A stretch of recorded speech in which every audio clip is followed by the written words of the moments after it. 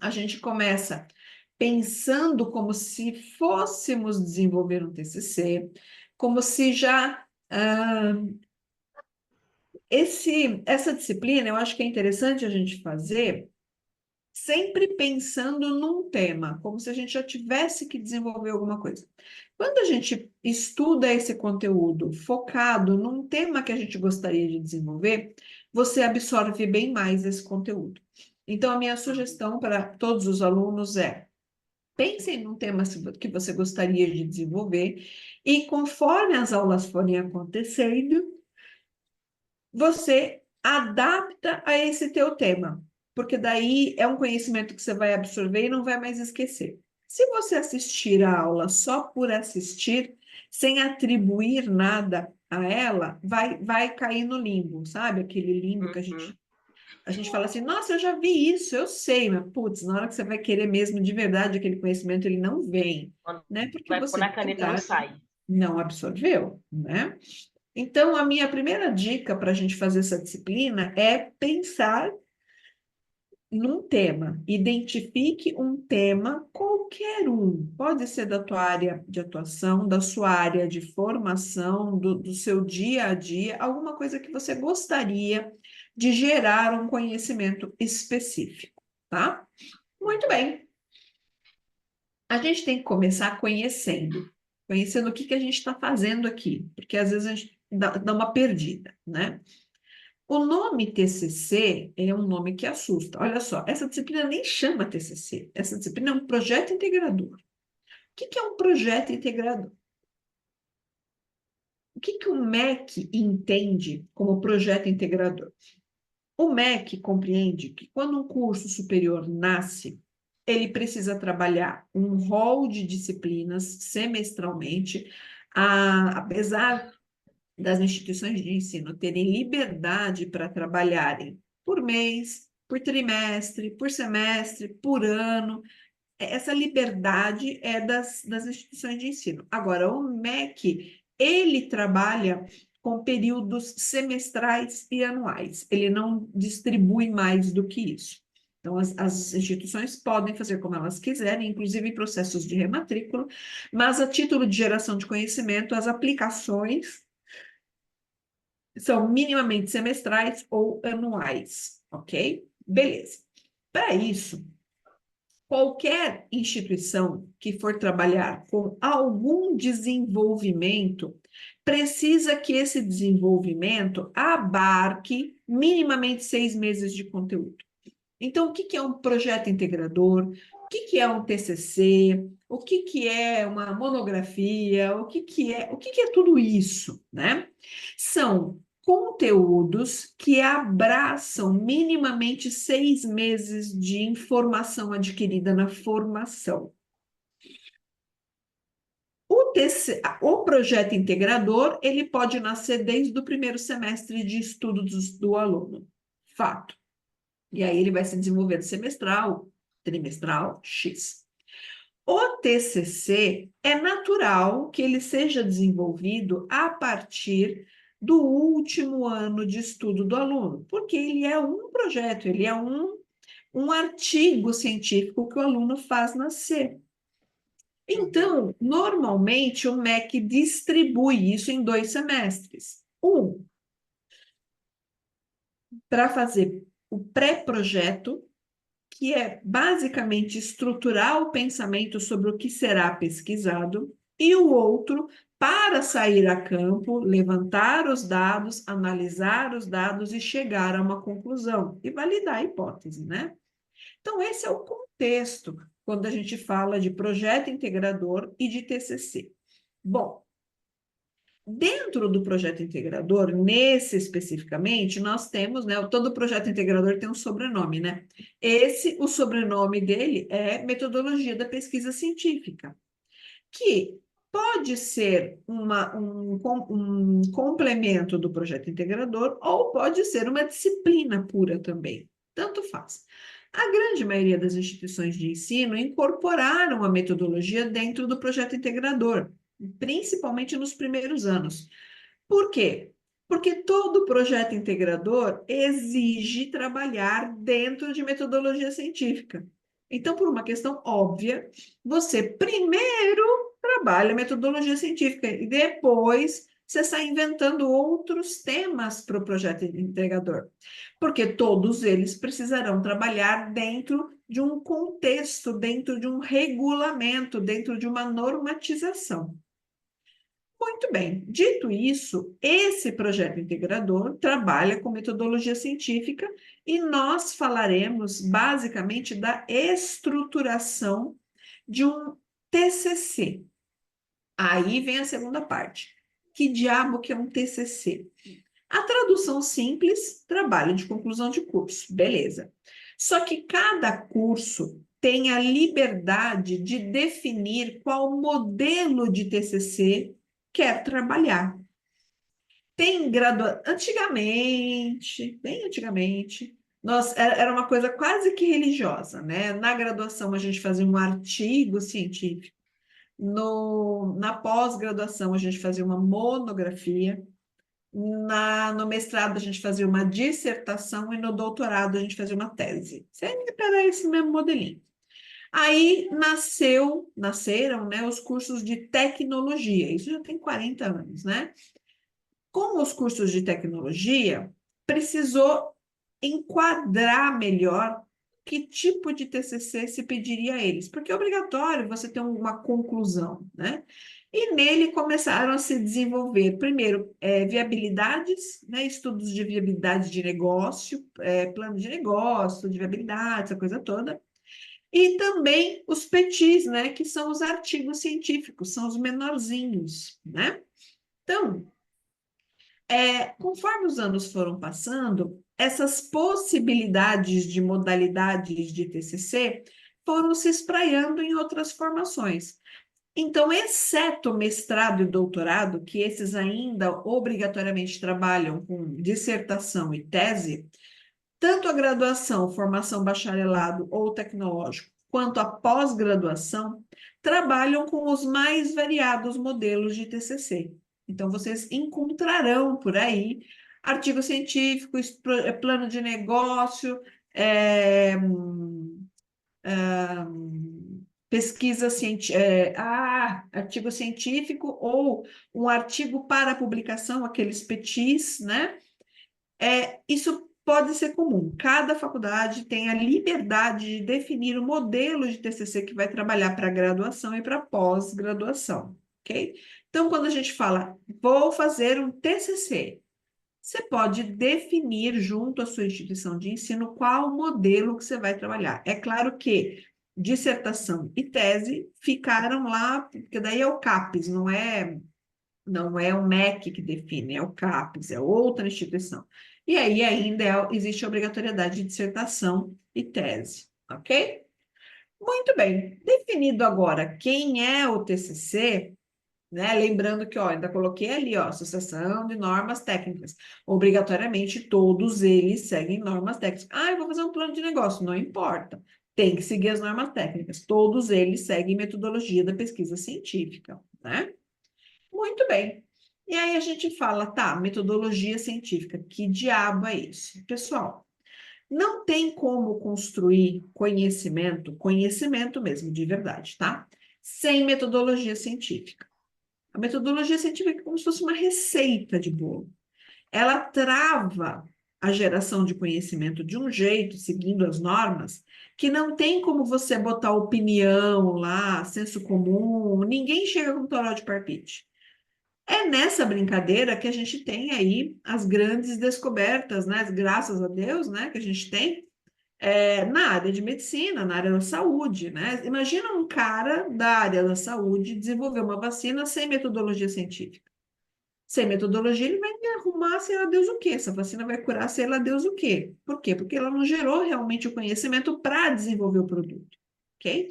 Então, essa é a linha de raciocínio. Quando eu desenvolvo, quando eu concluo alguma coisa que eu usei método científico, aquela conclusão pode ser generalizada. Ela tem valor, porque ela é conhecimento. Qualquer outra coisa que a internet divulga aí como se fosse uhul, né? Não é conhecimento adquirido, né? Aquilo é senso comum sendo trabalhado, né? E aí, aquela pessoa que tem uma dicção bacana, que se expressa bem, ela pode ter aí divulgado informações que são creditadas por aí, são realizadas por aí, que não são verdadeiras. Então, essa é a preocupação. Então, olha só, uma metodologia científica é um caminho para a construção de conhecimento, né? É um método, e o nome já diz, é um método para produzir e obter conhecimento no ensino superior. Qual que é a ideia? Hoje, graças a Deus, os alunos do Fundamental 2 já têm metodologia científica, né? Já começaram a trabalhar, já está no grande grupo, né, de diretrizes curriculares, já no ensino Fundamental 2. E aí no ensino médio também, né, ela se reforça.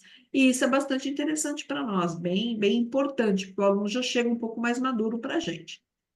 Mas, basicamente, né, a responsabilidade maior mesmo de gerar a metodologia é no ensino superior. Porque a ideia é que o aluno que passa pelo ensino superior consiga, no futuro, construir conhecimento por si só. Ele pode, por meio do método, gerar novos métodos, novas formas de adquirir conhecimento, tá? Então, olha lá, o estudante se torna responsável por sua própria aprendizagem. Ele sai daquela ideia do aluno passivo, né? Daquele aluno que senta na cadeira, fica esperando o professor falar, falar, falar, falar. Terminou a aula, desliga, vai embora, acabou. De verdade, o que você absorveu? Quando você encaixa isso na metodologia, você de fato absorve. E aí você gera seu próprio conhecimento. Pá, preciso saber sobre tal coisa. Você consegue, por meio do método, levantar os dados e analisar os dados sobre aquela coisa que você quer descobrir sozinho, né? Então, o que que é método, né? E aí o pessoal xinga, fala, ai, nossa, como você é metódico, né? Uma pessoa metódica é uma pessoa que tem muito método. Então, é aquela pessoa organizada, regular, comedido, pontual, sabe? Aquele que estaciona dentro da faixa certinho. Esse é o cara metódico, porque é aquele que segue o método. Que diretriz tem? A diretriz é essa, tem que fazer assim, a gente vai fazer assim. E é com isso, em algum momento, se isso nasceu, se esse método nasceu, é porque ele foi estudado antes, ele foi desenvolvido e requer o cuidado, o acompanhamento, né? Muito bem. E aí a gente tem algumas coisas que acontecem no caminho, principalmente nas gerações mais atuais. Eu estou em sala de aula há mais de 30 anos. Então, eu peguei algumas gerações, né? E dessas gerações que a gente andou vendo, essa última e aí, isso sim é senso comum, né? É uma geração mais rasa, né? É uma geração que faz leituras muito superficiais, observam informações com muita rapidez, não fica, né? Não se debruça de verdade para buscar informação. E isso a gente batalha bastante em sala de aula, porque o que que um pensamento científico precisa, né? Tá aqui, ó. Leitura crítica e escuta ativa.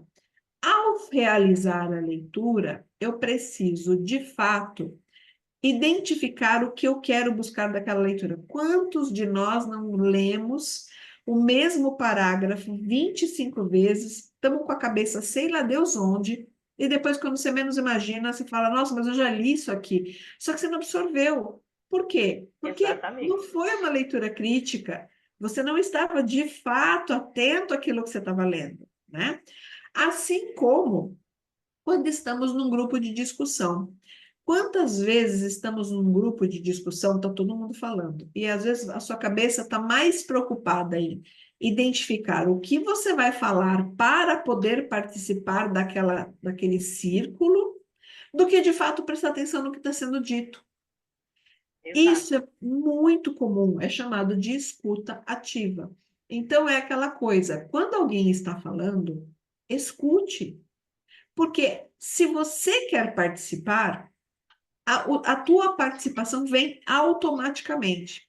E aí a gente pega numa sala de aula mesmo, às vezes o grupo de alunos faz a mesma pergunta. 10, 8 alunos perguntam a mesma coisa, porque não estavam ouvindo quando estava sendo dito. Então, isso atrapalha a geração de conhecimento de uma forma absurda. Uma leitura que não é crítica e uma escuta que não é ativa, atrapalha o aprendizado. Não consegue aprender, não tem como aprender, não absorve.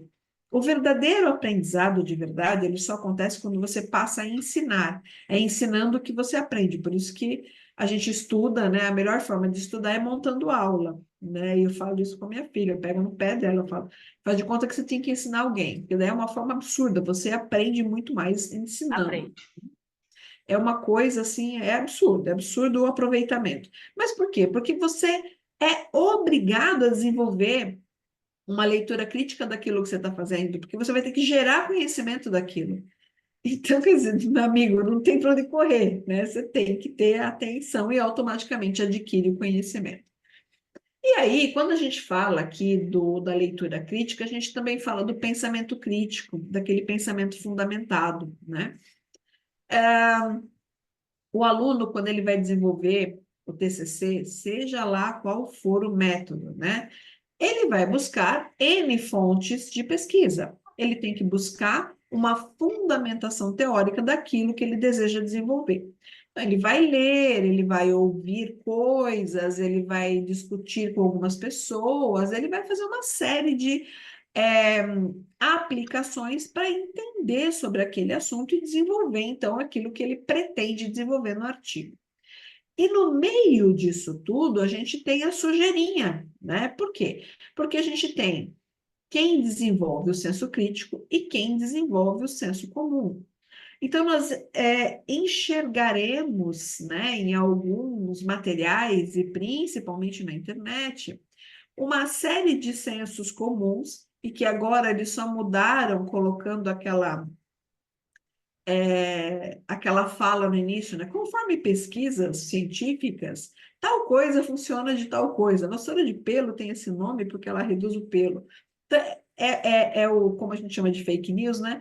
Na verdade, ele é o senso comum, ele nasce de uma situação popular, corriqueira, contínua, né? E que não tem fundamentação científica. A gente precisa, ao ouvir absolutamente tudo, ou ao ler absolutamente tudo, fazê-lo de forma crítica. Isso será que é assim mesmo? Tem certeza? Então, a ideia é desconfiar, sim, o tempo todo. A metodologia nos ensina isso. Tem que desconfiar, sim, o tempo todo. E buscar o tempo todo mais material, esgotar o seu conhecimento sobre o assunto, se você quiser realmente ter liberdade para tratar dele. Afinal, na metodologia, o que vem no final da tua pesquisa é algo que se pode generalizar. Se pode se generalizar é porque você pesquisou tudo a respeito, tudo mesmo. Então, é esse o contexto que a gente insiste tanto quando a gente se preocupa em gerar pesquisa científica, né? É essa necessidade do senso crítico, leitura crítica, ouvido atento, pensamento crítico, senso crítico, sair do comum, sair do senso comum. É disso que a gente fala quando a gente fala de qualquer artigo científico, né? Então, olha aqui, o que nós temos aqui no método científico e no senso comum, né? Então, no método científico, a gente tem a observação, que gera uma hipótese, que gera um experimento, e desse experimento, uma generalização. Eu necessito passar por esses processos, todos eles embasados, para gerar, de fato, um conhecimento fundamentado, né? Então, tá aqui, ó. Investigar por meio de processo sistemático, construir novos conhecimentos ou então aprimorar os que já existem. Quando a gente desenvolve pesquisa científica, a gente não precisa descobrir coisa nova, não é ficar só, nossa, eu vou ser um cientista, eu tenho que toda hora descobrir coisa nova, muito pelo contrário. Nenhum estudo científico tem fim, nenhum. Todos eles finalizam com a aquisição de um conhecimento e que desse conhecimento geram-se novas hipóteses, novos problemas, novas dúvidas, novas temáticas. Então, qualquer artigo científico pode nascer do fechamento de um outro, tanto que é natural quem faz mestrado e emenda no doutorado apenas dar continuidade na pesquisa. É muito comum nascer a tese a partir da dissertação, é super comum. porque nenhum esgota conhecimento, não tem como esgotar conhecimento, né? Olha lá, objetivo é desenvolver, colaborar, reproduzir, refutar e ampliar conhecimento. Gente, não é porque você está fazendo pesquisa científica que tudo que você acredita, que a sua hipótese que você vai construir vai ser consolidada, vai ser confirmada. Não, ela pode ser refutada. Então, um conhecimento desenvolvido pode ser refutado em outro. O velho e bom exemplo da manga com leite, né? Então, assim, ó, manga com leite morre, né? Então, refuta-se isso. Não é assim. Comer ovo à noite faz mal para o colesterol. Já foi refutado. Então, esse conhecimento científico, ele tem que ser vivo, ele tem que acontecer um seguido do outro. Não pode só nascer conhecimentos, gerar informações novas, não dá. Tem que ter continuidade, né? Por isso que um monte de coisa que não podia comer nos anos 70 passou a poder nos 80, aí de repente virou vilão nos 90, agora pode de novo, e por aí Agora tem vai. uns doidos que come. Exato, não, é um monte de coisa, né, que acontece e que vai. Hoje já se tem outra ideia, né, dos processos de emagrecimento. Esse é o que eu mais estou procurando ainda, mas por enquanto só está tudo refutado, né? Mas vamos lá. Por quê? Porque alimentação saudável é tal coisa. Ah, hoje não é mais, agora é tal coisa. Então, o exercício é legal fazer assim, assim, assado. Não, não, agora é melhor fazer assim, assim, assado. Então, são esses desenvolvimentos que a gente espera que o conhecimento científico traga para nós, né? Refutando e corroborando para a gente poder entender como que a gente vai tocar a vida. Nós teremos daqui a 10, 15 anos uma série de conhecimentos que nascerão em função do Covid. A gente não sabe ainda de verdade o que que esse bichinho fez com a gente, né? A gente vai sentir algumas, como assim? Como na época que existia a doença de Chagas, ninguém também, por muitos anos, arrastou tratando uma coisa e não era, né? Então, esses conhecimentos, eles vão nascendo ao longo dos anos e vão gerando novos conhecimentos para que a gente consiga trabalhar melhor com as coisas, né? Agora, olha só, o perigo, né, de quando a gente mistura ou quando a gente descuida na hora de desenvolver pesquisa científica. A gente tem o perigo de cair no senso comum. Gente, não é que é uma coisa que a gente faça consciente, de forma alguma. Quando você está fazendo pesquisa científica, a pior coisa que acontece, e é a mais comum, é o que a gente chama de visão contaminada. O pesquisador, ele fica tanto tempo naquilo, ele se dedica tanto àquilo, ele lê tanto, ele busca tanto, ele desenvolve tanta coisa, que chega uma hora que a cabeça dele já não pensa mais, ele não consegue mais desenvolver. Por isso que hoje é natural se desenvolver essas coisas em grandes grupos, né? Para que os grupos possam debater outras mentes trabalhando, né? E chega uma hora que você corre o risco imenso de cair no que a gente chama de senso comum. E nesse senso comum, o que que a gente tem? A gente tem tradição, a gente tem espontaneidade, a gente tem crença. Então, nada disso é pensamento crítico, nada disso é pensamento embasado. Porque a vovó viu a mula sem cabeça, então ela existe, né? Porque o vovô viu o cavalinho com crinas cheia de trancinha, então o Saci Pererê existe.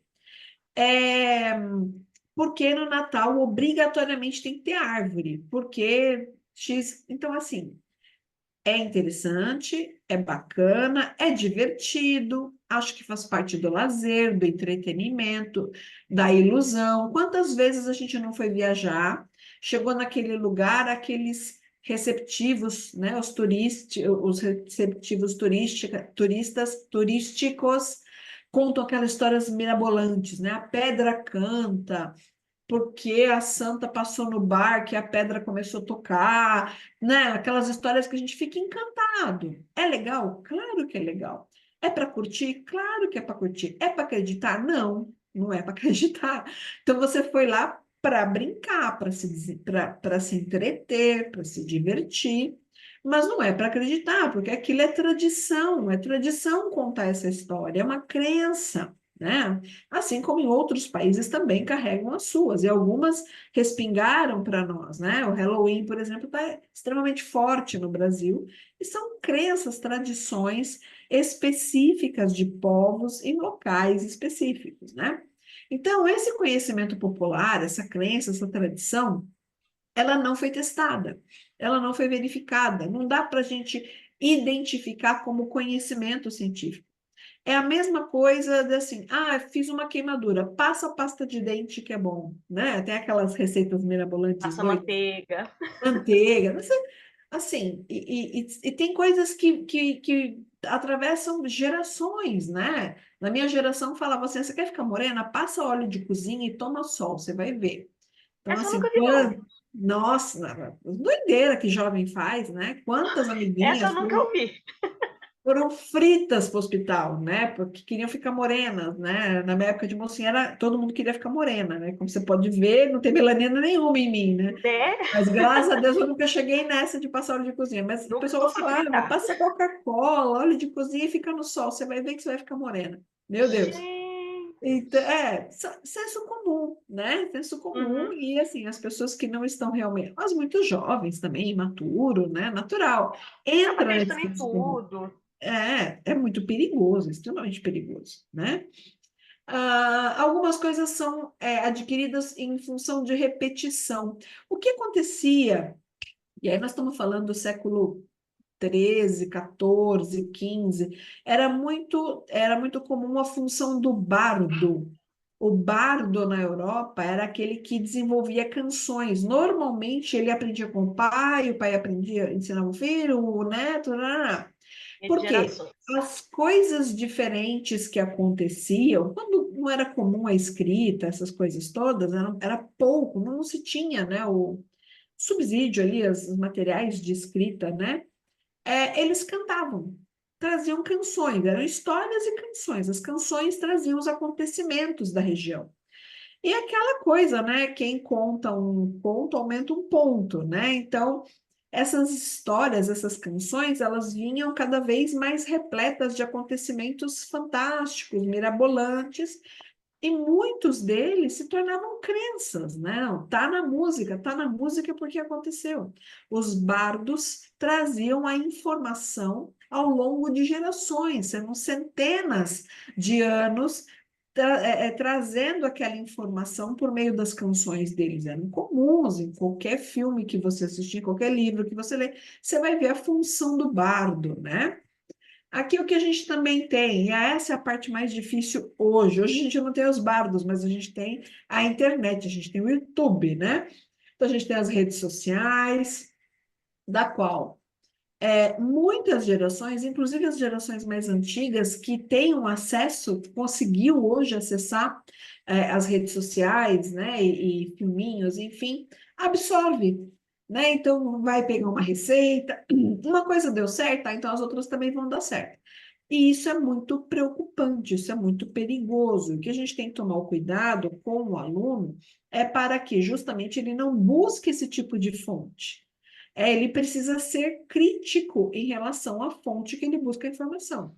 Um exemplo disso é a Wikipedia. Qualquer pessoa pode entrar na Wikipedia e colocar uma informação. E é Uhum. muito comum o aluno entrar lá na Wikipedia para pegar essa informação. A Então, gente vai pesquisar, né? Às vezes a gente nem sabe o que é verdade ou não. Tem coisas que uma exatamente. parte é verdade, a outra já não bate. Exatamente. Isso é um perigo, né? Isso é um perigo, porque isso atrapalha o trabalho de uma vida.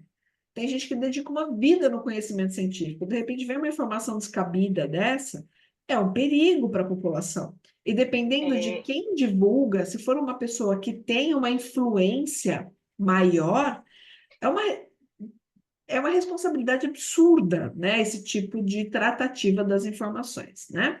Então, essa é a nossa preocupação maior quando a gente monta material científico, né? Ele não precisa ser grandioso.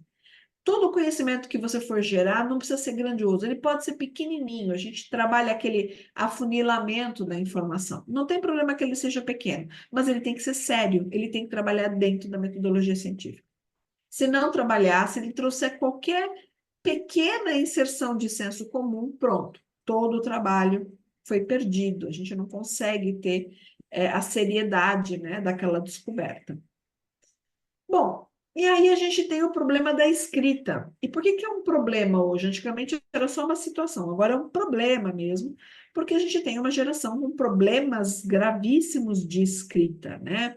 A geração que está chegando no nível superior tem uma dificuldade absurda com interpretação de texto e com a escrita do português. A língua portuguesa é muito complicada, ela é Sim, muito densa. Infelizmente, eles não foram, de fato, submetidos à seriedade que é a língua portuguesa. E aí, perde-se, né? A gente perde esse aluno, esse estudante, esse pesquisador para um português incorreto. Então, a luta é, mesmo a gente que escreve todo dia, desenvolve material para caramba, a gente ainda tem uma dificuldade enorme, é um tal de ter que ficar recorrendo, né, ao auxílio para sim. não correr o risco de escrever um absurdo, né, uma coisa mirabolante aí.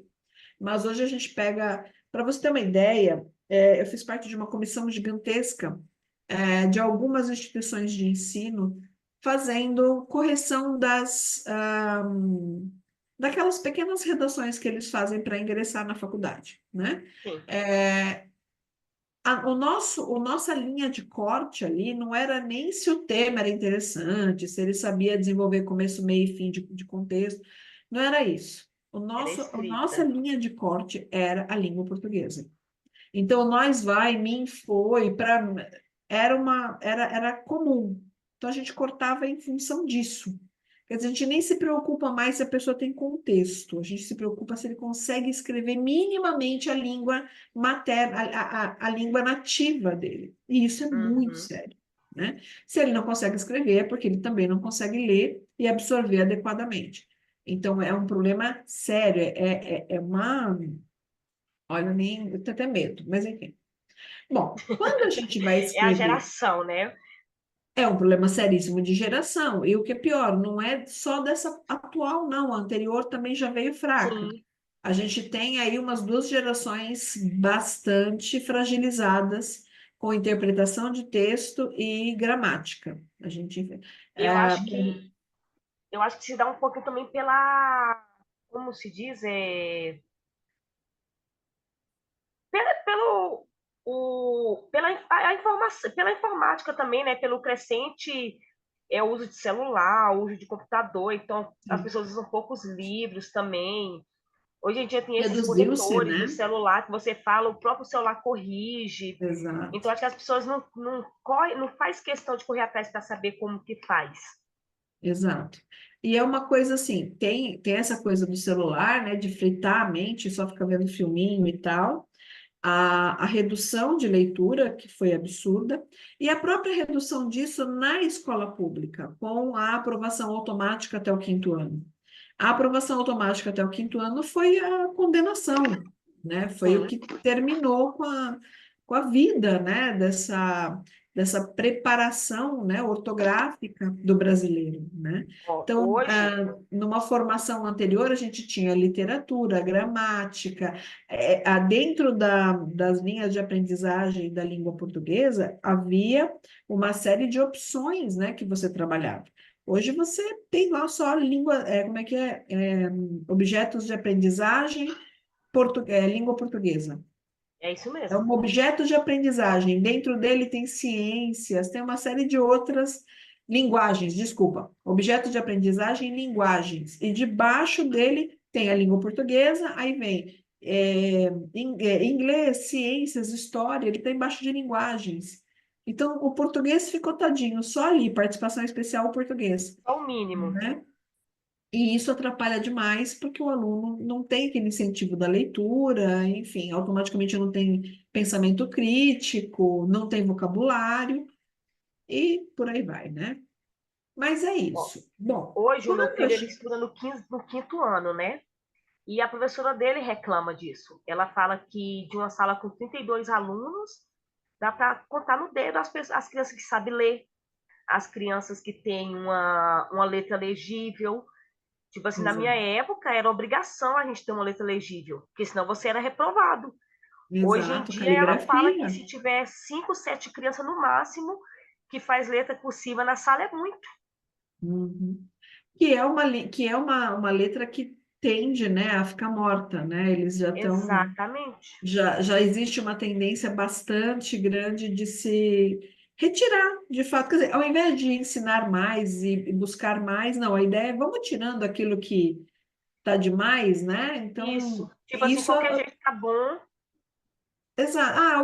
o importante é se comunicar. Aí, como diz o outro, então vamos de emoji, né? Vamos só de emoji. Vamos mandando bastante emoji, você vai interpretando, né, o que quer dizer aquela frase cheia de carinhas, Só que aí porque é o que tem. automaticamente esses adolescentes de hoje, eles não sabem conversar, não Não. sabem puxar uma conversa, não Fobia social, sabem né? A chegar gente, em a uma gente pessoa, percebe né?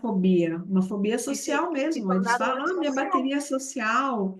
Então, isso é muito difícil, muito complicado. Não, tudo bem, também não precisa ser o cara das linguagens, né? Pode ser um. Mas, gente, precisa saber minimamente conversar, se Sim. comportar, usar adequadamente o português. É muito complicado. Então, É você vê muita aqueles que são gíria muito. também. E uma preocupação assim, pô, ele precisa saber inglês, ele precisa saber mandarim, ele precisa saber não sei o que lá, robótica, mas ele não fala português, pô. Mas o português não sabe. Exato. Então é bem é triste, né? A gente acompanha com tristeza e isso interfere em tudo, tá? Porque você vai fazer você vai montar um problema financeiro para o cara solucionar. Ó, vem cá, resolve isso aqui, essa situação financeira na empresa. Ele sabe fazer a conta, mas ele não consegue interpretar o que aconteceu na empresa, porque se Sim, ele lê aquele contexto, ele não consegue interpretar. Não é nem um problema do português, e muito menos de matemática para fazer a conta. Ele não interpreta o que aconteceu. Se ele ele não não sabe o que sabe. aconteceu, ele não sabe como atender, não sabe o que fazer, lê um memorando, não sabe do que se trata, né? Então, é bem, bem assustador. E aí a gente chega nesse momento do TCC. Imagina a gente agora, né, pegando essa galera com 18, 20 e poucos anos e tentando explicar para eles que além de escrever corretamente, ele precisa usar um método específico para fazer isso. É um trabalhinho de preso, viu? A Porque bendita regra ABNT. eles têm uma dificuldade assim absurda, absurda, principalmente Sim. quando você bota os caras para fazer uma leitura com a BNT. Eles falam: "Ah, você está brincando, né? Pois isso aí você põe na internet, a internet resolve, né? O chat GPT ele corrige para mim, corrige, realmente corrige. Mas não é você que está aprendendo, é o chat GPT que está Exatamente. aprendendo. Até onde me consta, é você que está pagando a mensalidade da escola. Então, E é você que precisa faz o que você trabalhar. achar melhor, né? Então faz o que você achar melhor. O interesse é teu, né? Mas vamos lá, né? Bom, quando a gente escreve o TCC, além de ter que escrever em português correto, por incrível que pareça, a gente precisa trabalhar aí com uma linguagem clara, né? Precisa, impessoal, culta e formal. Pensa como é que é isso, né? Por quê? É sempre aquela questão que a gente fala assim: ah, o professor manja muito, mas não sabe passar. Todo aluno já reclamou disso alguma vez na vida, né? Imagina um professor tendo que montar uma aula. Ele precisa saber sobre aquele contexto e ele precisa saber como passar isso para o aluno, de forma que o aluno compreenda exatamente o que ele está tentando dizer. Não dá para cada aluno entender uma coisa, não dá para ficar falando por código. Cada aluno tem que entender a mesma coisa. Imagina um professor gerando uma pergunta de prova, uma questão de prova. Ele tem que saber como ele vai se expressar, porque todo mundo tem que entender a mesma coisa. Não dá para ter interpretações diferentes de uma questão, porque senão cada um vai responder uma coisa e o que está certo? Como é que o gabarito vai atender? Então, é um desafio gigantesco para o mundo docente essa necessidade de se fazer entender. E aí, quando chega a hora do TCC, é a hora do aluno viver esse mundo difícil. Por quê? Ele tem que escrever de forma que o leitor compreenda exatamente o que ele quer que o leitor compreenda. Ele tem que se fazer entender por meio da escrita. Então, não dá para três pessoas lerem o seu trabalho e cada uma entender uma coisa. Tem que entender a mesma coisa. É obrigatório. E de quem é a culpa se a interpretação está dúbia? É de quem escreveu. Por isso, a necessidade da clareza da escrita no TCC. Linguagem clara, precisa, impessoal, não é para falar, e aí, galera, mas tem que ser impessoal, e ao mesmo tempo culta e formal, adequada, né? Uma outra coisa que, quando a gente escreve, é obrigatório, é usar a passiva sintética. Nenhum TCC, nenhuma das modalidades pode trabalhar com as impressões do pesquisador. O pesquisador é ponto neutro na pesquisa, ele não participa, a dúvida não é dele, o problema não é dele, o tema não é dele, a fundamentação teórica não é dele, não é nada dele, ele é só o pesquisador, ele não pode se envolver. Ele não pode desenvolver uma pesquisa porque ele acha, porque ele gostaria, porque ele sabe que é bom aquele chocolate, então ele vai. Não importa o que ele sabe, o que o pesquisador acha não importa, não se envolve no TCC. É puramente uma análise do lado de fora da situação, né? Então, a gente tem que usar a passiva sintética o tempo todo. Observou-se, adquiriu-se, identificou-se. Então, são dois momentos interessantes. Quando se vai utilizar o TCC no pré-projeto, tudo que você vai escrever a título de verbo é no futuro. Será investigado, será verificado, tarará, tarará. É futuro, porque você está desenvolvendo um pré-projeto, você está desenvolvendo uma promessa de pesquisa. E quando você finaliza a pesquisa, você tem que voltar em todo aquele material e trazer para o passado. Verificou-se, identificou-se, decidiu-se, descobriu-se, e aí é passado. Sempre na passiva sintética. Sempre. Então, não é eu descobri, nós verificamos, eles identificaram, não existe isso.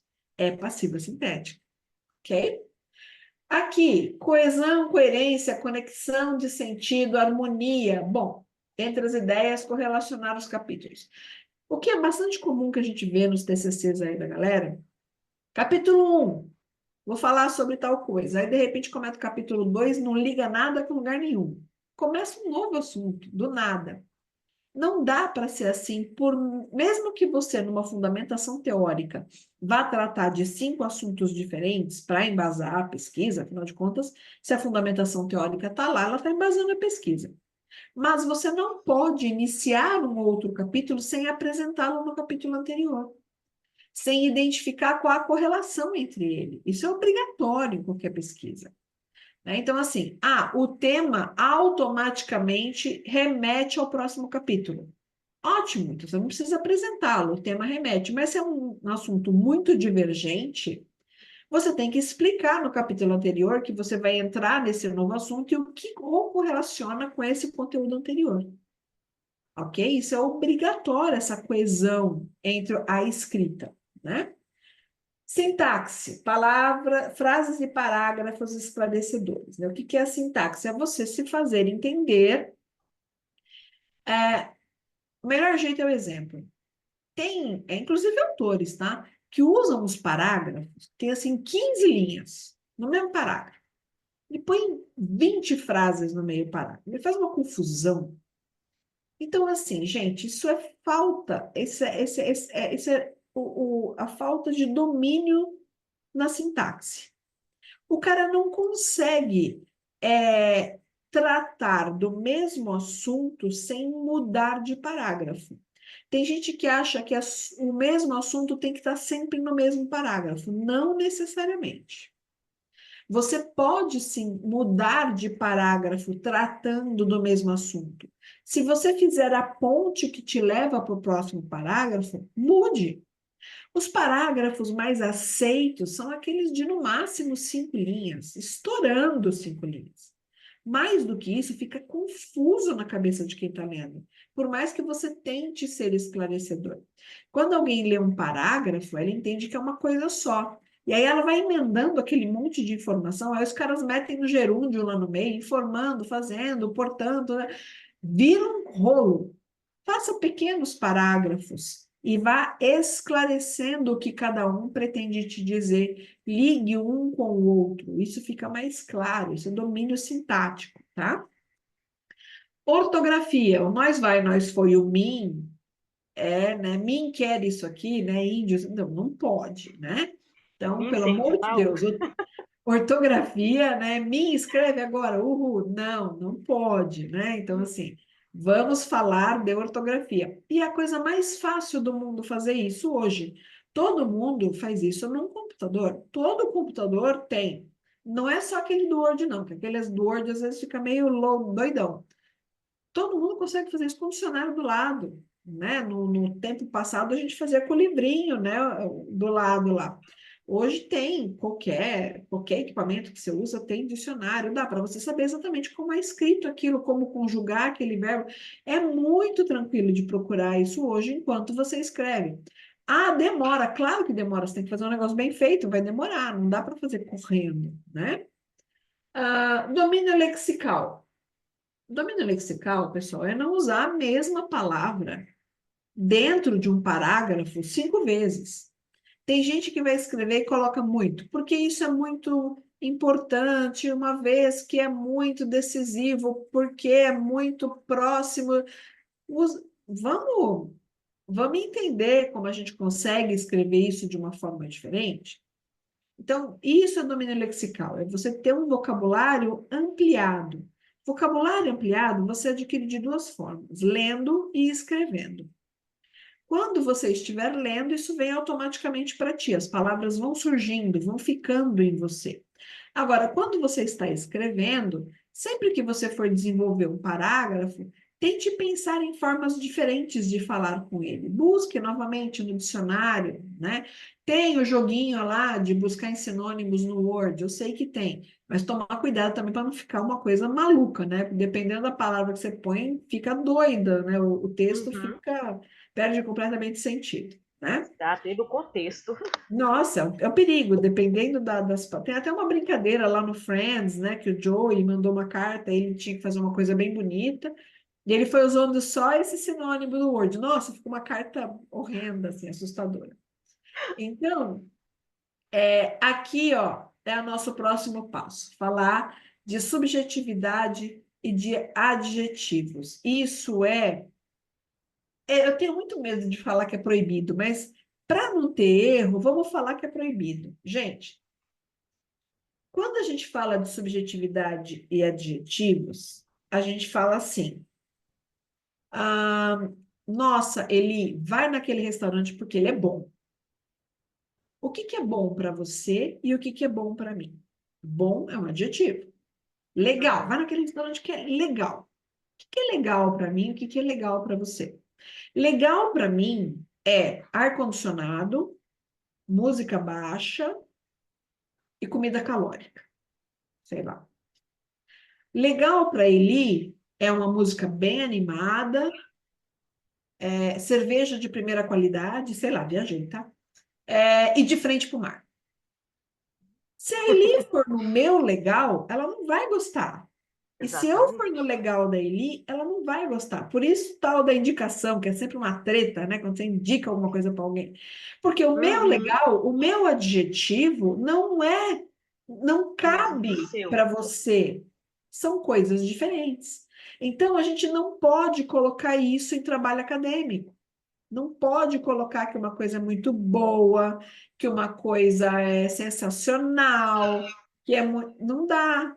Apesar de alguns adjetivos serem aceitos, como verde, amarelo, cores são aceitas, né? Mas no máximo, do Mas é contrário, exceção. adjetivos a gente não pode usar. Até muito claro, escuro, a gente também não pode usar esse tipo de adjetivo, tá? Mesmo em trabalhos de arte, né? Quando você faz TCC na área de artes, não pode usar o claro e o escuro. Ah, mas faz parte da paleta, mas não pode, tem que colocar um nome. Por isso que hoje tinta tem esses nomes malucos, né? Sim. Algodão, doce, torta de nozes, ele tem esses nomes porque eles não podem mais utilizar o claro e o escuro. Então, Uhum. são essas funções que existem quando você desenvolve uma pesquisa científica, é o chegar o mais próximo possível daquilo que é real, daquilo que realmente acontece. E isso a gente reduz a subjetividade. Tem tantas coisas que você vai conversar. Ah, vou fazer psicologia. Legal, vou fazer psicologia. Aí eu começo a conversar com alguém sobre um determinado assunto. Gente, o assunto é extremamente subjetivo. Ah, eu tenho crises de ansiedade. O que que é uma crise de ansiedade para você? Ah, o Zezinho, na crise de ansiedade, ele faz xixi na calça. O Joãozinho, ele bate na mãe. O Zezinho só treme e chora. Isso é subjetivo. Não dá para usar o mesmo termo, crise de ansiedade, porque é subjetivo. Então, todos os termos subjetivos e adjetivos não podem ser trabalhados em pesquisa científica, porque eles têm interpretações diferentes, eles serão interpretados de forma diferente pelo leitor. Imagina se você for fazer uma prova e na sua prova tem esse tipo de informação. Você vai entender de um jeito, seu colega vai entender de outro. Resposta vai ficar diferente. Como é que o professor vai colocar certo ou errado naquilo? O Sim, gabarito não vai bater nunca, né? porque é uma resposta pessoal também, né? Não, o Calvin adora, né? Não é aquele bonequinho que vive fazendo. Tem o Calvin e o Haroldo, né? Ele fala, adora essas Uhum, brechas, né? O que você sabe sobre tal coisa? Ele, nossa, adora essas brechas. Porque daí ele pode dizer o que ele quiser e vai dar certo. Afinal de contas, o professor exatamente. perguntou o que você pensa sobre, o que você sabe sobre, amigão. É o que ele pensa. Dane-se, né? Então, essas informações. Sabe? Mas eu imagino o trabalho do professor para montar tudo isso, né? Principalmente se você tem um Calvin na sua vida. Então, o que que a gente tem que tomar alguns cuidados, né? O primeiro deles é o seu leitor, ele não está contextualizado. Quando você está escrevendo um material, você não aguenta mais ouvir falar daquilo, você não suporta mais aquela informação. Você fica um ano trabalhando no TCC, o menorzinho deles dura um ano. Você fica um ano trabalhando no TCC, você não suporta mais falar sobre aquela informação. Então, tem hora que você já começa a pular pedaços, sabe? Você já não explica mais tanto assim, dependendo da página que você está. Você fala, ah, não, eu já falei isso aqui lá atrás, tem que saber. Não, ele não tem que saber, ele não pode, o leitor não está contextualizado. E quando o pesquisador começa a pular esses pedaços, é porque ele está naquela fase que a gente chama de visão contaminada do pesquisador. Tanto que a gente sempre orienta os alunos, quando eles vão montar o cronograma, a separar a última quinzena para engavetar o material. Engaveta o material, some, vai para a praia, vai namorar, vai fazer qualquer coisa. Esquece que aquilo existe. E quando você voltar por X tempo, aí você pega aquilo de novo e vai ler. O que você vai achar de problema no seu TCC vai ser absurdo. Por quê? Porque você descontamina, ou pelo menos um pouco, né? Você descontamina a sua mente para de novo encontrar onde estão os problemas. Aquilo começa a ficar tão óbvio de tanto você trabalhar nele que você não consegue mais desenvolver. Esse processo é natural acontecer. Agora, você imagina um doutorado que você demora 5, no mestrado que você demora 3. 3 anos falando da mesma coisa, chega uma hora que você não aguenta mais falar daquilo, né? E aqui está dizendo, né? Toma cuidado com o discurso prolixo, né? Você precisa contextualizar o leitor, mas também não pode ser prolixo. É tênue ali, né?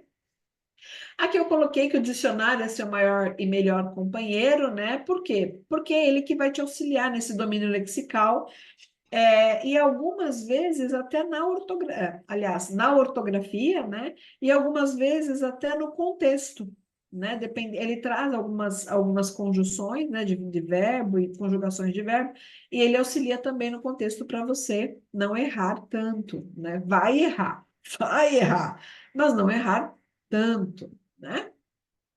Muito bem. E aí a gente começa, então, falando de quem é o pré-projeto. Por enquanto, a gente só estava fazendo um contexto. A gente vai começar a falar, então, de fato, de como é que eu começo a construir esse pré-projeto. O que que é o pré-projeto? O pré-projeto é a intenção de pesquisa. Para eu pensar no que eu desejo pesquisar, eu preciso minimamente fundamentar esse desejo com alguns métodos, com algumas definições. Eu preciso pensar algumas coisas a respeito disso para que eu possa ou não definir se vou fazer isso. É o pré-projeto, ou também a gente chama de TCC1, quando a gente vai fazer TCC, todos eles acontecem em 2 etapas, né? E cada um tem um nome. Na faculdade, normalmente a gente chama de TCC 1 e 2.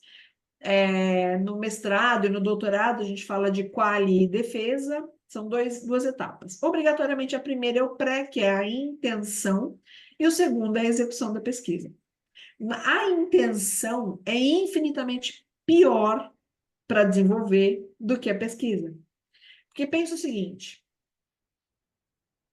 onde eu estou e para onde eu vou. Essa é a parte mais difícil. Você há de convir. Onde é que eu estou e para onde eu vou. Você no pré-projeto tem que fazer esse percurso aqui, tem que definir todos os BOs que você vai encontrar nesse percurso. Só definir, identificar. Depois que você desenhou tudo, que isso aqui está bem claro, é só ir. Aí você monta assim no carro e vai. Essa parte é a mais fácil. Então, o TCC 2 ou o processo de defesa de um mestrado ou de um doutorado são mais fáceis do que a primeira parte, que é chamada de quali, ou de TCC 1, ou de pré-projeto. O pré-projeto é a parte mais difícil. Ela tem que, primeiro que você está imaturo, porque normalmente é o seu primeiro, então você tem que aprender a fazer pesquisa fazendo ao mesmo tempo. E segundo, que ele é complexo porque ele é metódico. E tudo que é metódico é difícil, não dá para pisar fora da linha. Não dá, não tem como, né? Então, olha só. Essas aqui são as etapas mínimas para chegar no TCC 1, para desenvolver o que a gente chama de pré-projeto, para minimamente gerar uma intenção de pesquisa. Eu preciso minimamente construir uma introdução, que não é tão simples assim, eu vou explicar. A fundamentação teórica, que prova que eu li, busquei, esgotei assuntos sobre aquilo. A metodologia, que é de que forma farei, de que forma pesquisarei. Um cronograma de execução, que é aquilo que eu falei, bota nele o engavetamento da pesquisa. E as referências o tempo todo, obrigatoriamente. Se você colocar qualquer afirmação sem referenciar, plágio, problema, BO, lá se vai a sua pesquisa, né? Então, muito bem. Preparados? Sim! Não! Vamos falar da introdução. Olha só. Só dentro desse capítulo de introdução, nós temos uma série de etapas que a gente precisa vencer. E é, sem dúvida, a parte mais complexa. Ela começa assim, ó.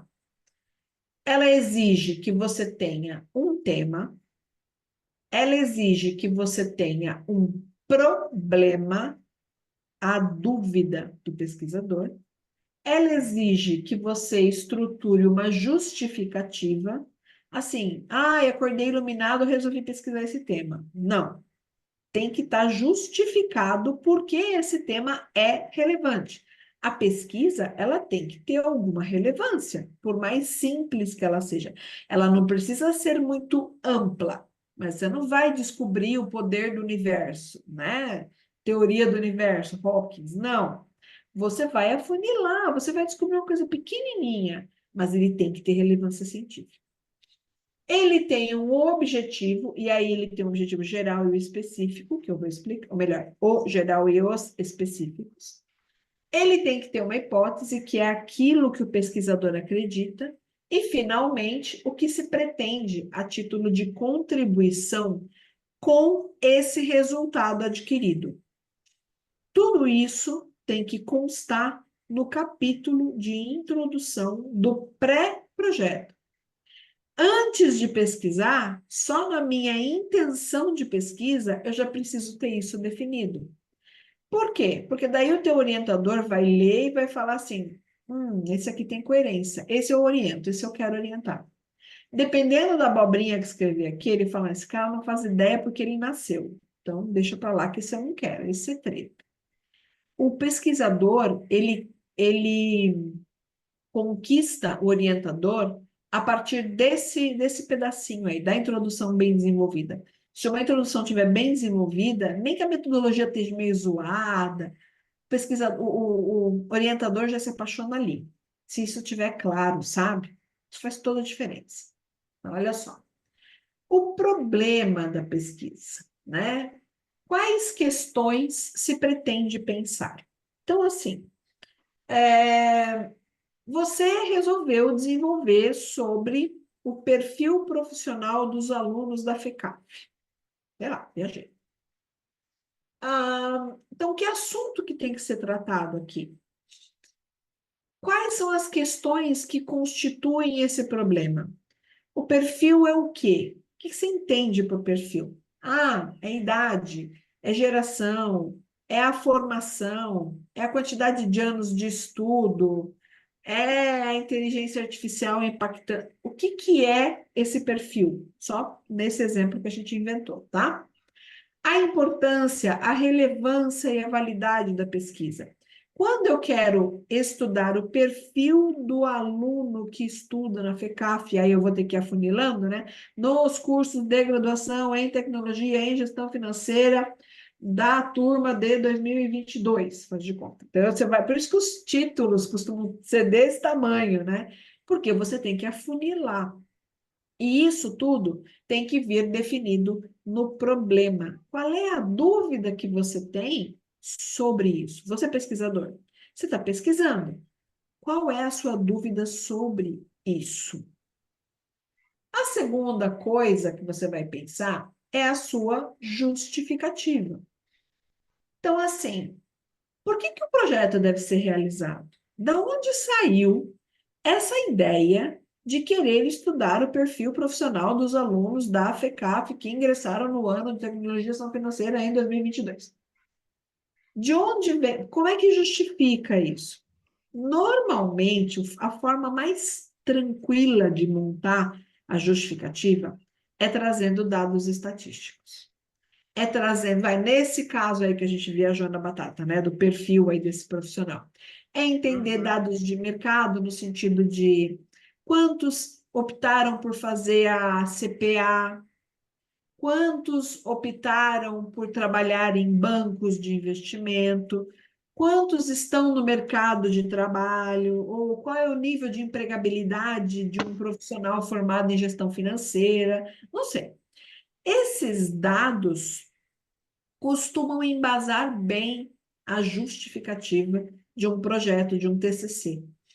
Claro que você pode buscar, né, se você for aí trabalhar com alguma coisa muito teórica, né, uma coisa mais voltada para antropologia, filosofia, aí você vai buscar dados escritas e teorias, né, desenvolvidas por grandes pensadores.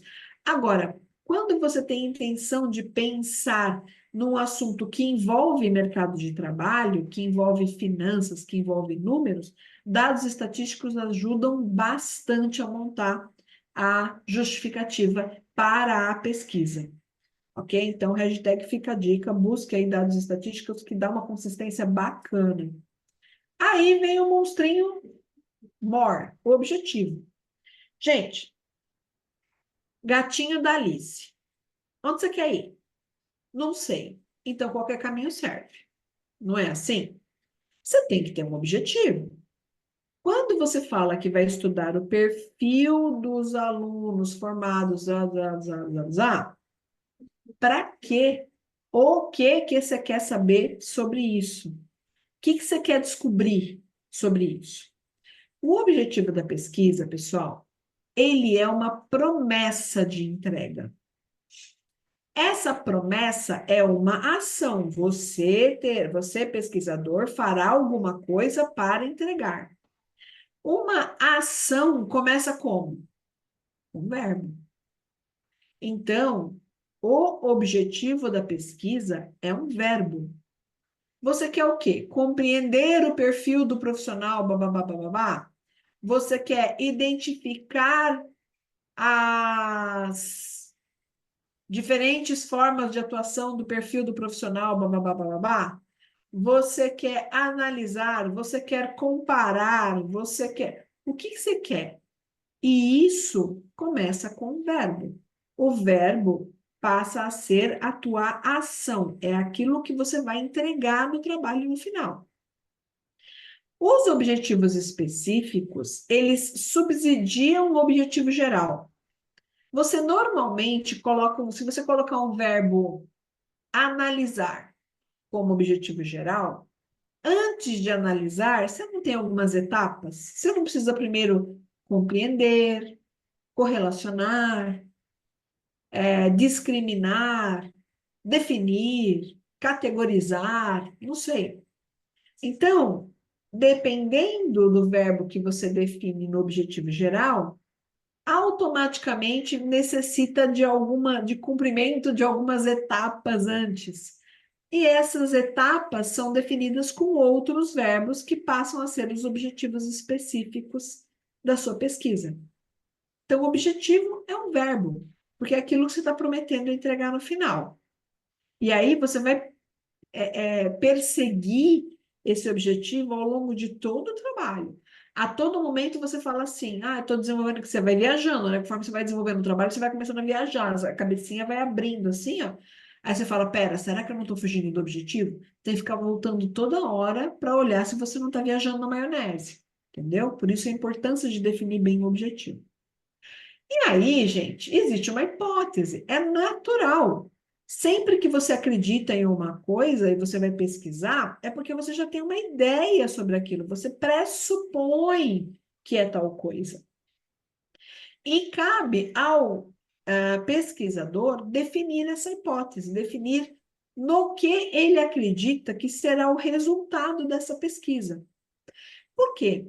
A última frase do seu TCC, lá nas conclusões, lá no final, será a frase que dirá se você corroborou com a hipótese, se ela foi validada ou se ela foi refutada. É a última frase. A hipótese ela começa aqui e termina como última frase do projeto. É lindo de viver quando a gente lá no final consegue linkar. Parece uma coisa simples falando agora, né? Na hora que você começa a escrever, você começa a viajar, é natural. E aí você vai refazendo, você vai reestruturando. Chega lá no final, você já não tem mais nem, você não está nem falando daquele assunto, mas está falando, sei lá, Deus o quê? O Aí você fala, problema é como é que eu... começar, na verdade. Oi? O problema é começar. Não é só começar, não, é começar e terminar, porque no final você fala assim, cara, eu tinha prometido É, que que a eu ia gente fazer precisa tal coisa, fazer um mas agora eu estou fechamento, né? falando de outra coisa. Eu estava falando de almoço, de repente eu virei café da manhã, agora eu já não sei mais se eu sou jantar. O que que eu sou, né? E aí você vai é, é, é, corroborar uma hipótese, sendo que você está falando de outro assunto, você fala, ih, Sim. lascou, onde é que eu me Se perdi? Você for. tem que voltar, né? Você vai dando ré até você achar em que momento que você escorregou. Porque a gente vai escorregando conforme a gente vai Sim, escrevendo. sim. E é um fuaço, é um rolo terrível. E é natural, se a gente ainda consegue escorregar, mas adequar o pré-projeto a isso, beleza. Porque isso realmente, ao longo. Pô, você não é. A pessoa que começou esse trabalho não é a pessoa que vai terminar. Você será outra pessoa quando você terminar. E aí, ao longo da aquisição desse conhecimento, se você seguir a metodologia direitinho, isso começa a tomar uns rumos, assim, que você fala, deveria ter pensado melhor lá no pré-projeto e observado que, ao invés do verbo compreender, talvez um verbo categorizar, não sei. Você pode ajustar, não tem nenhum problema, desde que do início ao fim o projeto fale a mesma língua. Então, não tem problema também, tá? E, finalmente, a nossa amiguinha contribuição, né? Tá, legal. Você fez tudo isso, trabalhou pra caramba, corroborou hipótese, que uhul, tal, mas para que serviu? Quem ganhou com essa informação? O pesquisador, ele descobre, ele faz uma descoberta, que legal, ele gera conhecimento, mas para quem? Para quem é interessante isso, essa informação, esse dado? Dá para generalizar e atribuir a pesquisas futuras? Como é que a gente pode dar continuidade nele? Então, é isso que a contribuição oferece. Essa possibilidade de, com esse pequeno resultado adquirido, corroborar com alguém, e, em contrapartida, gerar novas pesquisas, dar continuidade à sua linha de pesquisa. Da mesma forma que você pode nascer a sua pesquisa de uma outra pesquisa, que ela deixou lá alguma pendência interessante, você fala, poxa, que legal, vamos continuar a partir daqui. Dá para fazer isso? Claro que dá. Nenhuma pesquisa se encerra, ela não esgota, nenhuma pesquisa esgota. Toda pesquisa tem uma possibilidade de continuidade, né? Aprimorando, enfim, uma hipótese, por exemplo, que é refutada, pode ser tratada de uma outra forma para ser corroborada. Então, a gente precisa ir ajustando essas informações para que ela passe a ter sentido, né, naquilo que a gente entrega. Então, é bem interessante quando a gente fala desse capítulo de introdução, porque parece uma coisa simples, mas olha só como ele é complexo, como ele é denso, né? Ele é muito denso. Os alunos ficam nesse capítulo, às vezes, por meses. É bem interessante porque se fala, tem que cuidar da fundamentação teórica, da metodologia. Cara, se você não souber para onde você quer ir, não adianta, qualquer caminho serve. Não adianta você pensar em método. Método, mas você não sabe para onde você quer ir. Eu vou pegar o carro e vou viajar. Mas para onde você vai? Sei lá. Pô, mas nem pega o carro. Vai Você não pegar sabe uma nem para que estrada lado. reta. Segue aí, depois a gente vê. Não é assim. Eu preciso decidir qual é o destino. O que você quer?